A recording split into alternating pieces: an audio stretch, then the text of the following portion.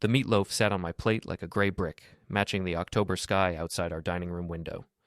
Natalie pushed her salad around with her fork, phone buzzing every 30 seconds on the mahogany table we'd bought during happier times. Each notification made her eyes light up in ways I hadn't seen directed at me in months. Before we dive deeper into this story, I have one small request.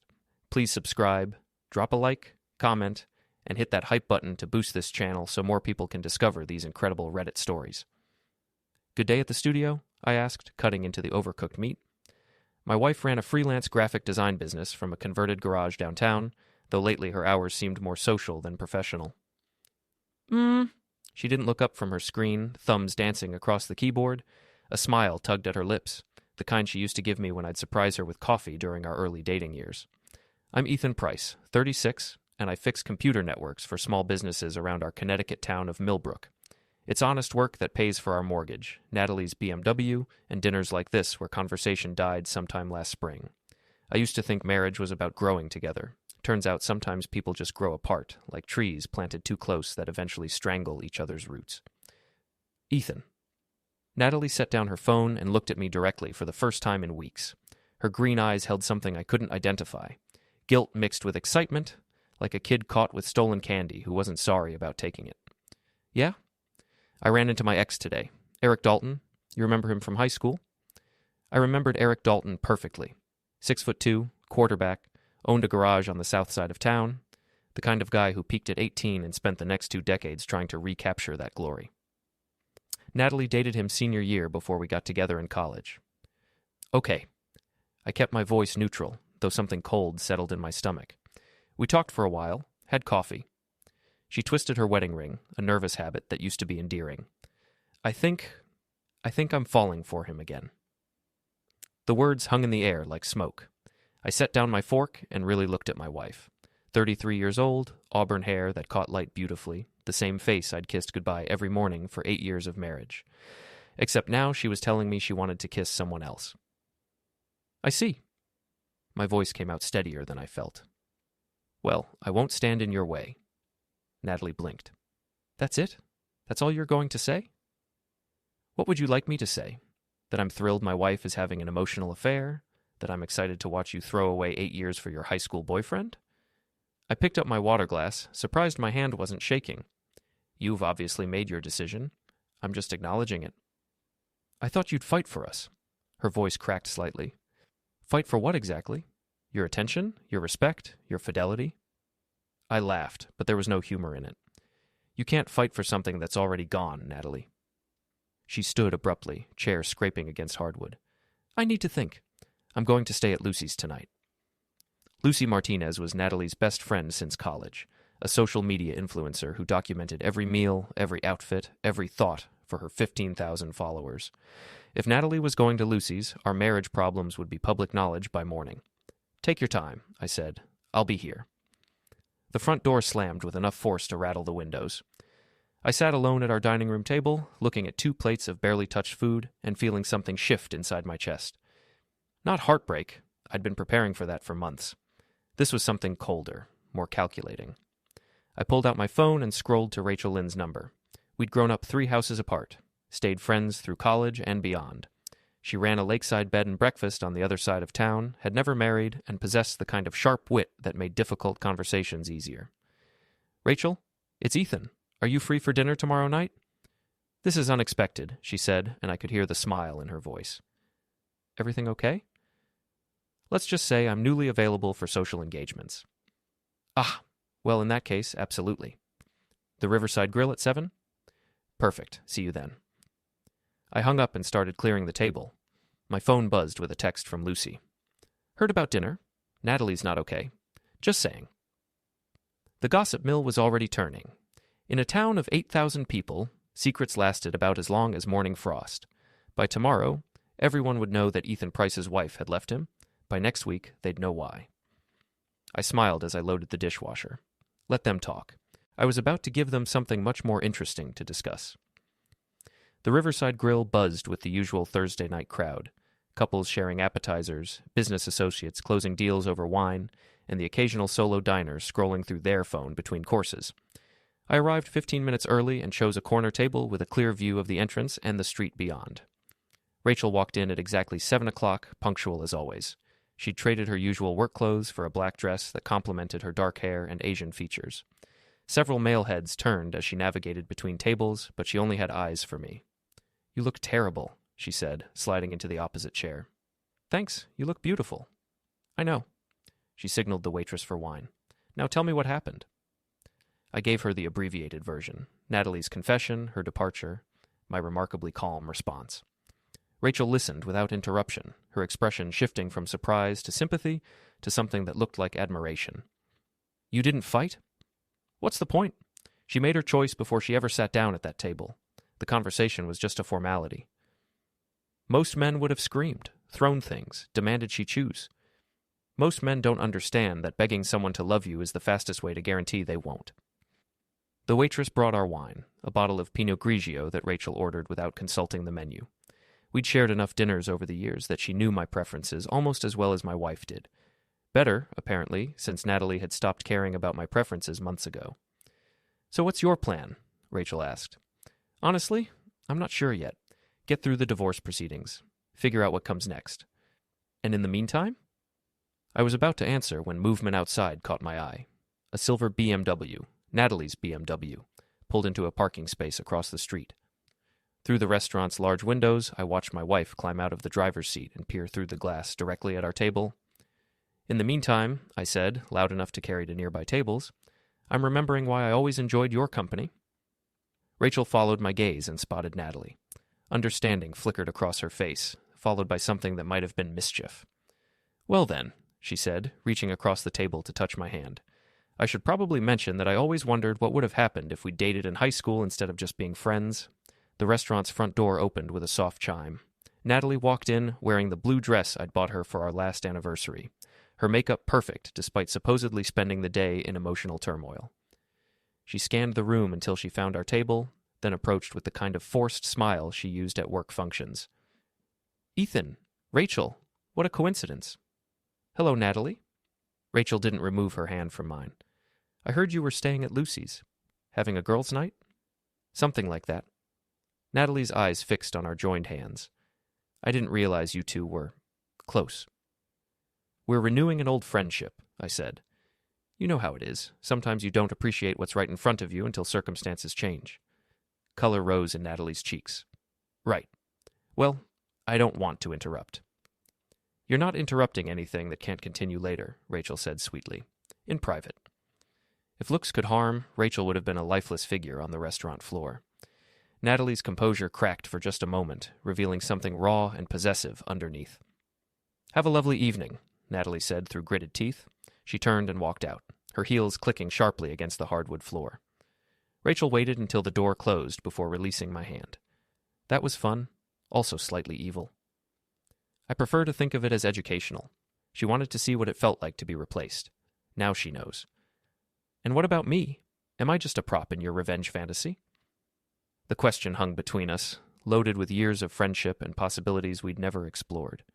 Rachel deserved honesty, even if the truth was complicated.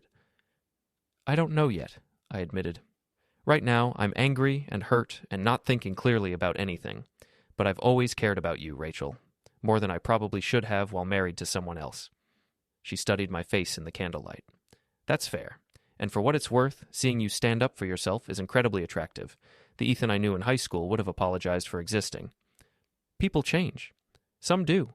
Others just reveal who they always were underneath." My phone buzzed with a text from Natalie. "You think you're clever. We'll see." I showed Rachel the message. She laughed, a sound like wind chimes in a summer breeze. "Oh, honey," she said. "She has no idea who she's dealing with, does she?" "Not yet, but she will." We ordered dinner and spent the next 2 hours talking like we hadn't in years.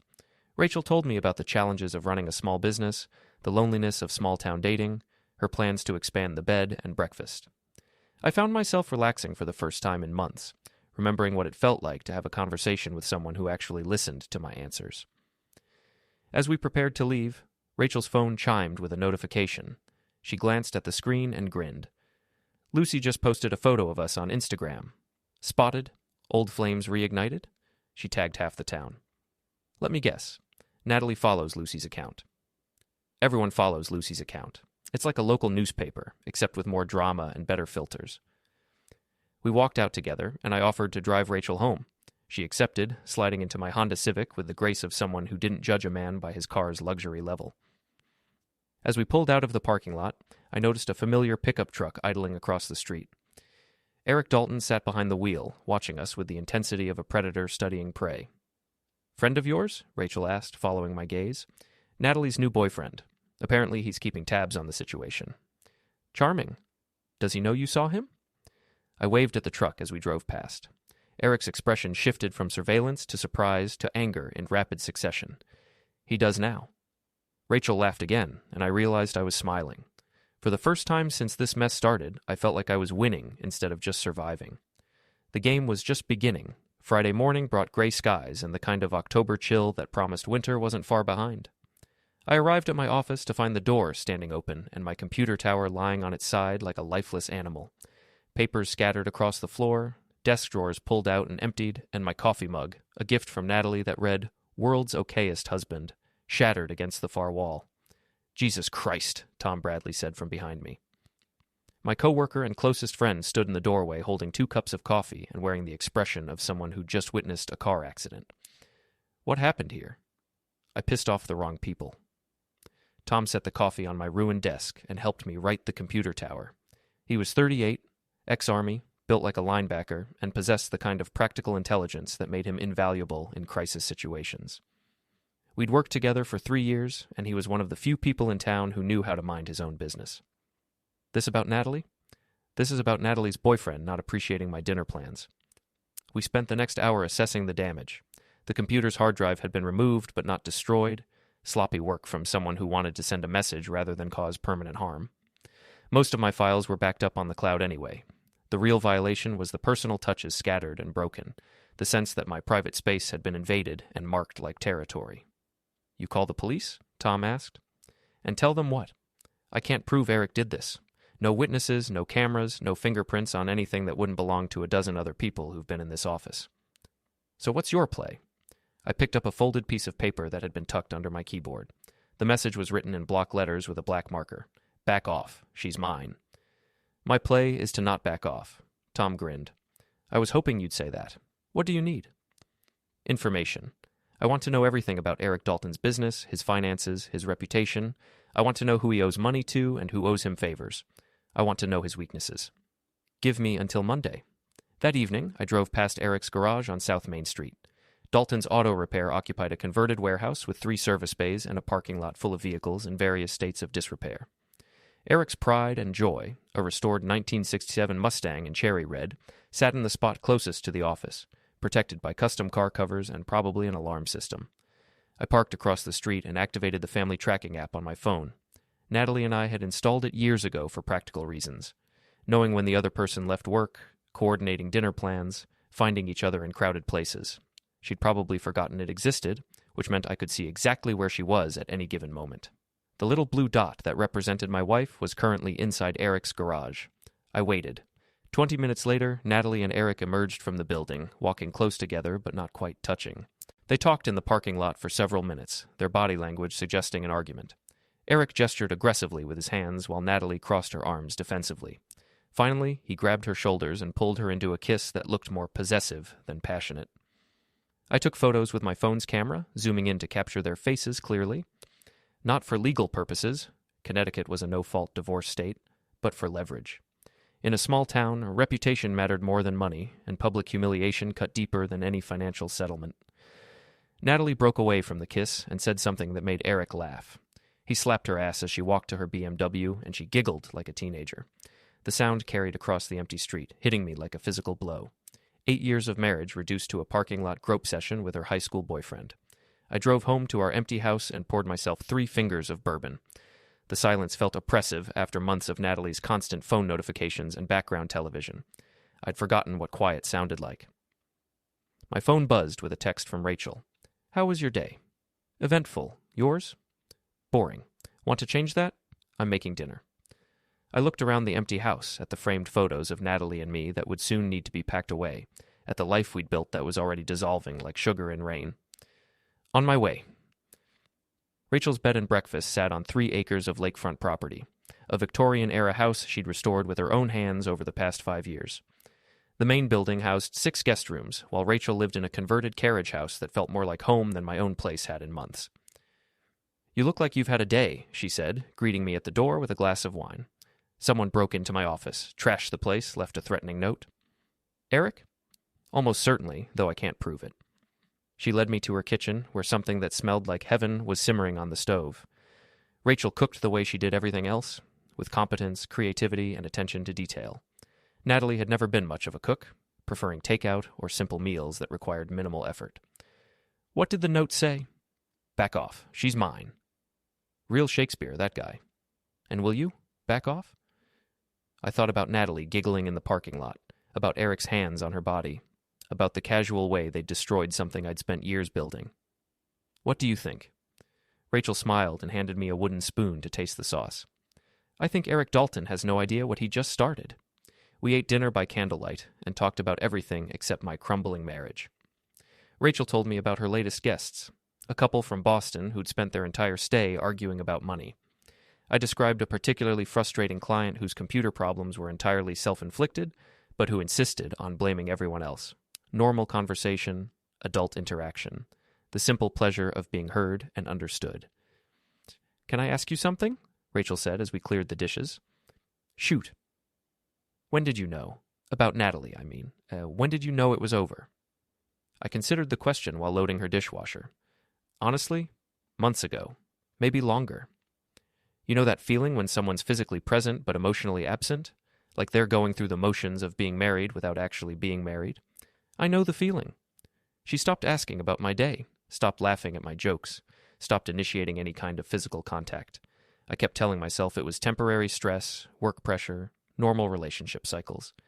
But deep down, I knew she'd already left. She just hadn't figured out where she was going yet. And now she has? Now she has. Rachel moved closer, close enough that I could smell her perfume, something light and floral that suited her perfectly. "For what it's worth, I think she's an idiot."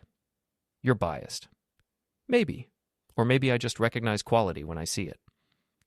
The moment stretched between us, loaded with possibility and complicated by timing. Rachel was beautiful, intelligent, kind, and available. She was also my oldest friend, and I was technically still married to someone else. "Rachel, I know, too soon, too complicated, too messy." She stepped back, giving me space to breathe. "But when you're ready, really ready, I'll be here." I drove home through empty streets, past Eric's garage where the lights were still on, past the restaurant where Natalie and I had celebrated our 5th anniversary, past all the landmarks of a life that was rapidly becoming history. My phone buzzed with a text from an unknown number. "Stay away from her, or you'll regret it." I forwarded the message to Tom with a note. "Add terroristic threatening to your research list."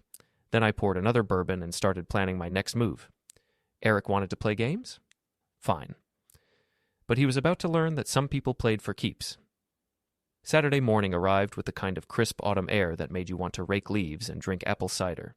Instead, I spent it researching Eric Dalton's business practices and discovering that his garage had accumulated an impressive collection of Better Business Bureau complaints over the past 2 years. Overcharging customers, using substandard parts, promising repairs that were never completed. The pattern painted a picture of someone who took shortcuts and expected his reputation to carry him through the consequences. Tom called at noon with additional intelligence. "Your boy Eric's got problems. He owes $12,000 on a business loan, 3 months behind on his shop rent, and his ex-wife is taking him back to court for unpaid child support." Sounds like he needs money. Sounds like he's desperate. Also, I talked to my buddy who works dispatch. They've had 6 domestic disturbance calls to his apartment complex in the past year. Different women, same pattern, neighbors complaining about yelling and things getting thrown around. He's got a temper. He's got anger management issues, the kind that escalate when someone challenges his authority. Perfect. Men with anger problems made predictable mistakes when properly provoked. I spent Saturday afternoon driving around town, letting myself be seen at the hardware store, the grocery store, the coffee shop where Natalie and I used to have breakfast on weekends. Everywhere I went, people offered condolences with the barely concealed excitement of those who'd been handed fresh gossip material. "Sorry to hear about you and Natalie," said Mrs. Henderson from the post office. "These things happen," I replied. "I'm actually feeling pretty optimistic about the future." "That's the spirit. You know, my niece just moved back to town. Lovely girl, works as a nurse." By evening, I'd had similar conversations with a dozen people. The narrative was spreading exactly as intended. Ethan Price wasn't devastated by his wife's betrayal. He was moving on, possibly with Rachel Lynn, definitely with his dignity intact. At 7 o'clock, I drove to Murphy's Pub on the north side of town. Saturday nights brought out the blue-collar crowd. Mechanics, construction workers, guys who worked with their hands and drank beer to wash away the week's frustrations. Eric's natural habitat. I found him holding court at the bar, surrounded by 3 guys I recognized from his garage. He was telling a story that involved dramatic hand gestures and frequent references to this one time in high school when he spotted me walking in. The conversation stopped. 4 sets of eyes tracked my movement as I approached the bar and ordered a bourbon, neat. The bartender, a woman in her 50s who'd probably seen every kind of drama this town had to offer, served my drink with a knowing look. "Ethan Price," Eric said loudly. "Heard you've been keeping busy. You know how it is. When one door closes, another opens. That's a real healthy attitude. Most guys would be pretty broken up about losing their wife." I turned to face him directly, noting the slight flush in his cheeks that suggested he'd been drinking for a while. "You can't lose something that was never really yours to begin with." One of his friends snickered. Eric's jaw tightened. "Funny thing," he continued. "I heard you were sniffing around Rachel Lynn. That's moving pretty fast, don't you think?" "I don't really see how my social life is your concern. Just looking out for an old friend. Wouldn't want you to get hurt again." The threat was barely veiled, delivered with the kind of smirk that begged to be wiped off his face. I sipped my bourbon and let the silence stretch until it became uncomfortable. "You know what's interesting about small towns," I said finally. "Everyone knows everyone's business. Like, for instance, everyone knows your garage has been struggling financially. Everyone knows you're behind on child support. Everyone knows you've got a history of domestic disputes with your girlfriends." Eric's face darkened. "You don't know what you're talking about." "I know exactly what I'm talking about. I also know that reputation is everything in a business like yours. People trust you with their cars, their safety, their families' lives. That trust disappears pretty quickly when word gets around that you cut corners, overcharge customers, and can't control your temper." I finished my drink and placed a 20 on the bar. "Enjoy your evening, gentlemen." I made it 3 steps toward the door before Eric's voice stopped me. "Hey, Price." I turned back. "You think you're better than me because you wear a tie to work and use big words? You're nothing. Your wife figured that out, and so will everyone else." The bar had gone quiet. Even the jukebox seemed to have paused between songs. Every eye in the place was watching to see how I'd respond to the challenge. I walked back to where Eric sat, close enough to smell the beer on his breath, close enough to see the uncertainty flickering behind his bravado. "You're right about one thing," I said quietly. "My wife did figure something out. She figured out that she wanted someone who peaked in high school instead of someone who was still growing. That's her choice, and she's welcome to it. But here's what you need to understand. I'm not going anywhere. This is my town, too. I've got friends here, a business here, a life here. And if you think you can intimidate me into hiding in the shadows while you play house with my wife, you're going to be very disappointed." Eric stood up, using his height advantage to try to intimidate me. "Is that a threat?" "It's a promise. You want to take something from me? Let's see what you bleed when it's your turn to lose." Before he could respond, I slapped him. Not hard enough to cause real damage, but hard enough to echo through the silent bar like a gunshot. Hard enough to humiliate him in front of his friends and a dozen witnesses. Eric's hand flew to his cheek, his mouth opening and closing like a fish out of water. His friends looked between us uncertainly, waiting for him to retaliate. "Good night, Eric," I said, and walked out. I made it to my car before my hands started shaking. Not from fear, from adrenaline and the intoxicating rush of finally fighting back. For months, I'd been the victim in this story. Tonight, I'd taken control of the narrative. My phone rang as I pulled out of the parking lot. Natalie's name appeared on the screen. "What the hell is wrong with you?" she screamed before I could say hello. "Good evening to you too, sweetheart." "Eric just called me. He said you assaulted him at Murphy's Pub." I slapped him. There's a difference. "You slapped him? Who are you? This isn't like you at all." "Maybe you never knew me as well as you thought." "This has to stop, Ethan. The games, the public displays, whatever you think you're accomplishing with Rachel, it has to stop." "Or what?" The question hung in the air for several seconds before she answered. "Or people are going to get hurt." "People are already hurt, Natalie. The question is whether they're going to stay hurt or start hurting back." I hung up and drove home through streets that felt different somehow, less like a cage and more like a battlefield. My phone buzzed with text notifications, but I ignored them. Whatever consequences tonight's actions had set in motion, I'd deal with them tomorrow. For now, I was content to savor the memory of Eric's shocked expression and the knowledge that the game had officially begun. Sunday morning brought a hangover I didn't deserve and a phone call I didn't want. Lucy Martinez's voice cut through my skull like a rusty knife as I fumbled for the phone beside my bed. "Ethan, we need to talk." "Good morning to you too, Lucy." "Don't be cute. Do you have any idea what you've done?" I sat up slowly, trying to piece together why Natalie's best friend was calling me at 8 in the morning. "Enlighten me." "Natalie came to my place last night crying. She's terrified of what you're becoming. Eric's talking about pressing charges for assault, and the whole town is buzzing about your little performance at Murphy's." "My performance?" "The slapping incident is all over social media. Someone recorded it on their phone. You've got 12,000 views on TikTok and counting." I opened my laptop and found the video easily enough. The quality was grainy, shot from across the bar, but the audio was clear. You could hear every word of our conversation, see the slap, watch Eric's humiliated reaction. The comments range from supportive, good for him, to critical, toxic masculinity much, to entertained, better than cable TV. "This is what happens when you try to intimidate someone in public," I told Lucy. "Actions have consequences." "Natalie's scared, Ethan. She thinks you're having some kind of breakdown." "Natalie's scared because she's finally seeing consequences for her choices. That's not a breakdown. That's accountability. She wants to come home, to talk things through." I laughed, though there was no humor in it. She wants to come home because her boyfriend just got publicly humiliated, and she's realizing that leaving me might have been a mistake. Tell her the door's unlocked, but the conversation she wants isn't happening. What's that supposed to mean? It means I'm done being the understanding husband who accepts blame for his wife's infidelity. She made her choice, now she gets to live with it. I hung up and made coffee, checking my phone for additional fallout. Tom had sent 3 texts asking if I was okay. Rachel had sent one asking if I needed anything. My boss had sent one asking me to call him Monday morning. By noon, I had 17 missed calls from various numbers and 43 text messages. The video had been shared across multiple platforms, tagged with hashtags like "Wancha Small Town Drama" and "Sar Cheating Wife." I was either a hero standing up for himself or a villain losing his mind, depending on who was commenting. The truth, as usual, was more complicated than either narrative allowed. Rachel showed up at my door around 2 o'clock carrying a bag from the local deli and wearing the expression of someone who'd come to check on a friend's mental health. "Brought lunch," she said. "Also came to make sure you haven't barricaded yourself in here with a shotgun and a manifesto." "No shotgun. I don't write manifestos on Sundays." She followed me to the kitchen and unpacked sandwiches, chips, and 2 bottles of craft beer. "Want to talk about last night?" "Want to tell me how bad it is?" "On a scale of 1 to 10, about a 7. You're trending locally, which means everyone has an opinion. The good news is that most people seem to think Eric had it coming. The bad news is that some people think you've lost your mind."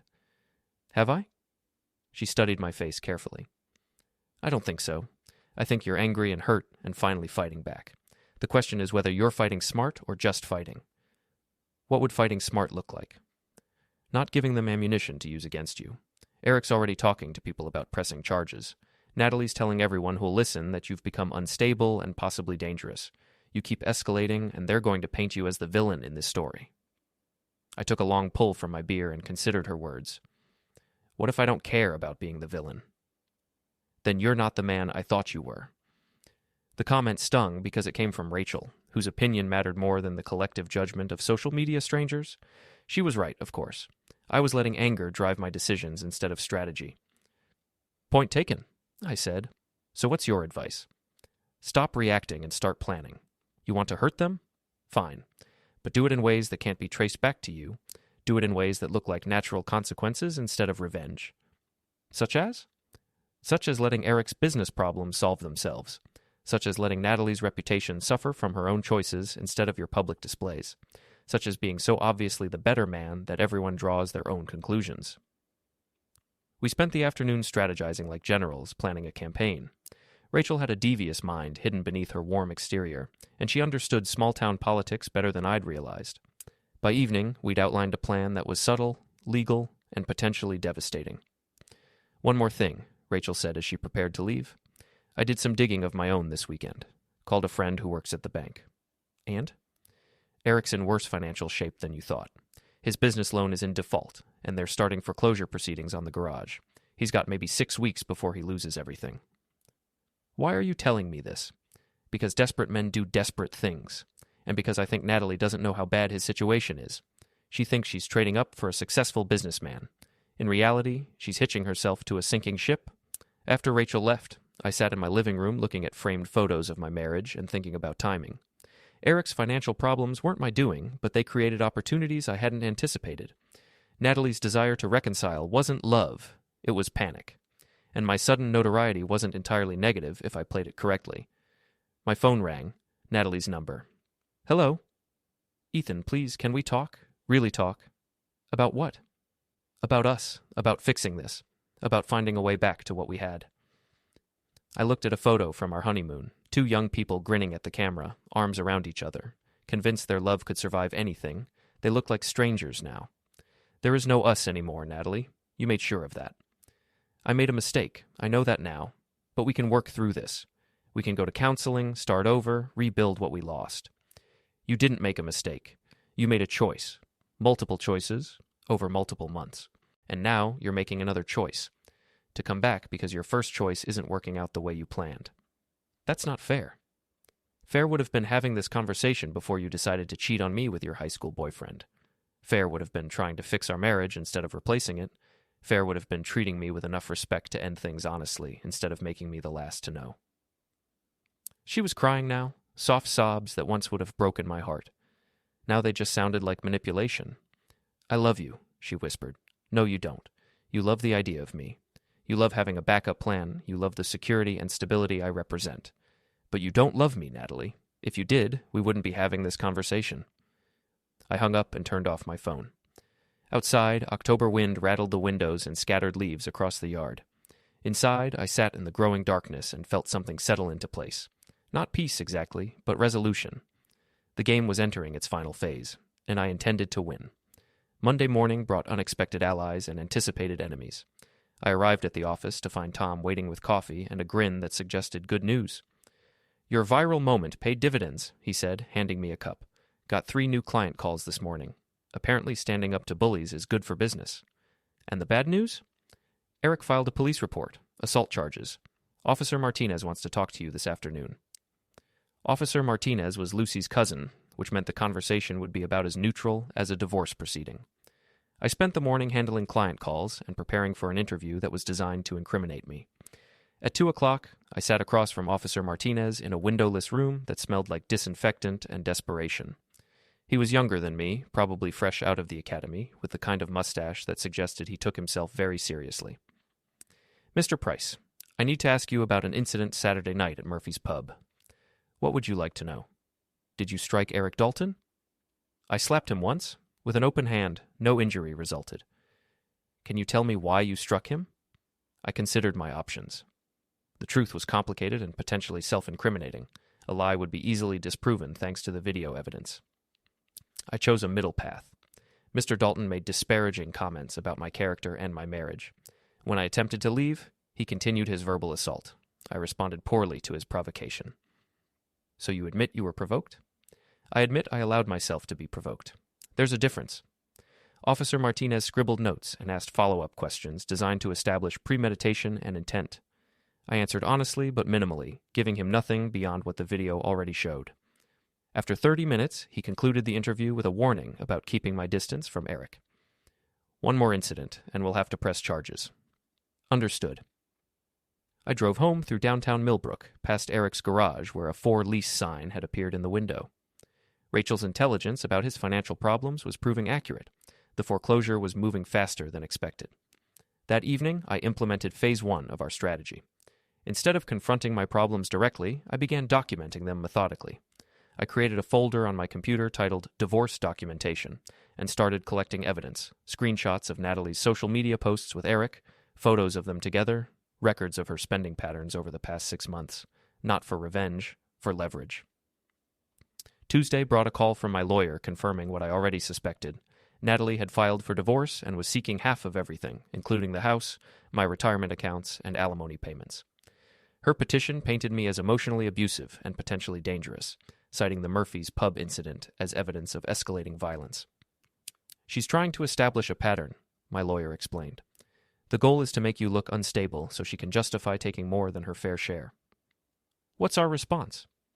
We document everything: her infidelity, her abandonment of the marriage, her financial irresponsibility. Connecticut might be no fault, but judges still consider behavior when dividing assets. Wednesday, I received an unexpected visitor. Eric Dalton stood on my front porch looking like a man who'd lost a fight with his own life. His usual swagger had been replaced by something that looked suspiciously like desperation.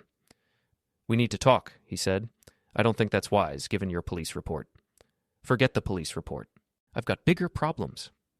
I led him into my living room, curious about what could drive him to seek help from someone he'd been threatening all week. He sat on the edge of my couch like a man afraid to get comfortable. "I'm losing the garage," he said without preamble. "Bank's foreclosing. I've got 3 weeks to come up with 15 grand or I'm done." "I'm sorry to hear that." "No, you're not. You're probably celebrating." He was right, but admitting it wouldn't serve my purposes. "What does this have to do with me?" "Natalie thinks you're going to take her back. She thinks this whole thing with me was just a phase, and now that it's not working out, she can go home and pretend none of this happened. And I need her to know that's not an option.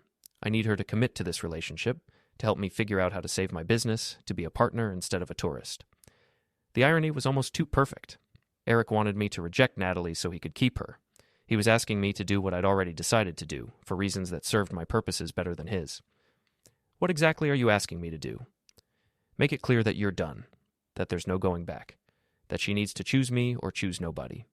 And if I don't, then she's going to keep playing both sides until one of us breaks. And I'm telling you right now, I'm not going to be the one who breaks." There was a threat in his words, but it lacked conviction. Eric was scared, desperate, and running out of options. He needed Natalie more than she needed him, and we both knew it. "I'll consider your request," I said. "Don't consider it. Do it." "Are you threatening me, Eric? Because that would violate the restraining order I'm planning to file." His face went white. "What restraining order?" "The one based on your break-in at my office, your threatening text messages, and your pattern of escalating harassment. I was going to file it tomorrow, but if you're going to keep making threats—" "I never broke into your office." "Can you prove that?" He couldn't, and we both knew it. Eric left my house looking smaller than when he'd arrived, and I felt the satisfaction of watching an enemy defeat himself. Thursday brought the news I'd been waiting for. Rachel called with an update from her banking contact. "Eric's garage officially went into foreclosure this morning. He's got 2 weeks to vacate the premises." "And Natalie?" "According to Lucy's Instagram, she's taking time to reflect on her choices and priorities." Translation: she's realized she backed the wrong horse. Friday afternoon, Natalie showed up at my office. She looked tired, older somehow, as if the past 2 weeks had aged her in ways that makeup couldn't hide. "Can we talk?" she asked. "About what?" "About coming home, about trying again, about forgetting this whole mess ever happened." I leaned back in my chair and studied the woman I'd married 8 years ago. She was still beautiful, still the person I'd once loved more than anyone else in the world. She was also a stranger who'd betrayed that love for the excitement of reliving her teenage years. "Do you love him?" I asked. "Who?" "Eric." "Do you love him?" She hesitated just long enough to answer the question. "I thought I did. I was confused, lonely, looking for something that wasn't there anymore. And now? Now I know I made a terrible mistake. Now I know that what we had was real and worth fighting for." "What we had is past tense, Natalie. You ended it when you chose to cheat on me. You sealed it when you moved out. You destroyed it when you picked him over me. People make mistakes. People forgive. People move on. Some people do. I'm not some people." She started crying then, the kind of desperate tears that came from realizing that actions had permanent consequences. I felt sorry for her, but not sorry enough to change my mind. "Please, Ethan, I'll do anything. Counseling, therapy, whatever it takes. Just give me another chance." "I gave you 8 years of chances. I gave you my love, my trust, my loyalty. You threw it away for a high school fantasy that lasted exactly 2 weeks. Now you want me to pretend that never happened and take you back because your plan didn't work out. It wasn't a plan. It was a mistake. It was a choice, and now I'm making mine." I stood up and walked to the door, holding it open for her. "Goodbye, Natalie. I hope you find whatever it is you're really looking for." She left without another word, and I watched through the window as she sat in her car crying for 10 minutes before driving away. I felt sadness for what we'd lost and relief for what I'd escaped. Saturday morning, I woke up in my empty house and realized something had changed. The anger that had driven me for 2 weeks was gone, replaced by something that felt like acceptance. The game was over, and I'd won, not because I'd destroyed my enemies, but because I'd refused to let them destroy me. My phone rang. Rachel's number. "How are you feeling?" she asked. "Free." "Good, because I have a proposition for you." "I'm listening." "I'm expanding the bed and breakfast, adding a restaurant, maybe a small conference center. I need a business partner with IT skills and a head for numbers." "Are you offering me a job or a future?" "I'm offering you a choice, same as you offered Natalie." I looked around my empty house, at the life I'd built that no longer fit, at the future that stretched ahead like an unwritten story. When do we start? 6 months later, I stood in the dining room of Rachel's expanded bed and breakfast, watching the sunset paint the lake in shades of gold and crimson. The restaurant had opened to rave reviews, the conference center was booked solid through the summer, and I'd never been happier. Natalie had moved to Hartford after the divorce was finalized, taking her settlement and starting over in a city where her story wasn't common knowledge. Eric had lost the garage and moved away, presumably to find another place where his reputation hadn't preceded him. Lucy still posted about local drama, but she'd moved on to fresher scandals involving people who hadn't learned to control their narratives. Rachel emerged from the kitchen wearing a sundress and a smile that made my chest tighten in ways I'd forgotten were possible. "Good day?" she asked. "Perfect day." She moved into my arms with the natural grace of someone who belonged there, and I kissed her with 8 years of suppressed longing finally finding its voice. "Any regrets?" she whispered against my lips. I thought about the question seriously, considering all the ways my story could have ended differently. I could have fought for a marriage that was already over. I could have begged for love that had already been given to someone else. I could have accepted blame for failures that weren't entirely my own. Instead, I'd chosen to write my own ending. "None," I said, and meant it. Some people burn bridges when relationships end. Others try desperately to rebuild them. But sometimes the smartest thing you can do is walk away from the wreckage and build something entirely new. The price of goodbye had been everything I thought I wanted. The reward was everything I'd never known I needed.